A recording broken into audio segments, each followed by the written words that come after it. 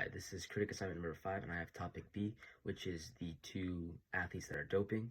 So, what class concept best describes this problem? This is from chapter 18, which deals with oligopolies, and more specifically, this talks about game theory, and this is kind of a variation of the classic prisoner's dilemma, in which there are two people that have to make a decision between one of two things, and their decision affects the other person's outcome. So that's kind of the whole main idea behind game theory, as you have to consider the decisions of others and how they could affect you. So the second part of the question is asking what is the likely outcome of these two people, what are they going to do? So to figure that out, we have to first find out what the dominant strategy is, and I drew it up here to try and figure this out.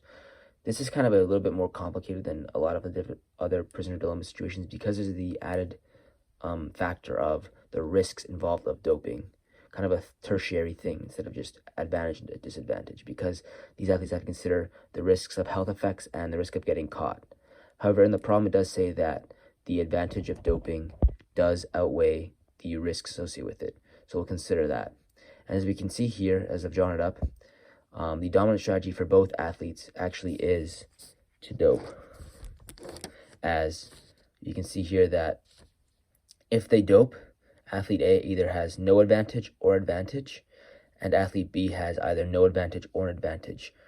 However, when they don't dope, athlete A is at either a disadvantage or no advantage, and athlete B has a disadvantage and no advantage. So it actually would make sense for these athletes to dope, because no advantage and an advantage is better than no advantage and a disadvantage, right? Even with the risks involved. So I think the natural equilibrium in this problem would be that both athletes choose to dope. So the dominant strategy would be for both athletes to dope. But are there any factors that could change that?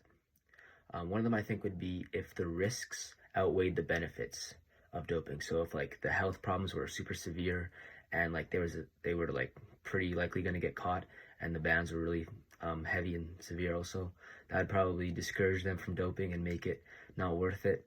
And also if somehow one of the athletes knew what they was doing. So like if athlete A knew that athlete B wasn't doping, they'd probably be less likely to do it themselves, right?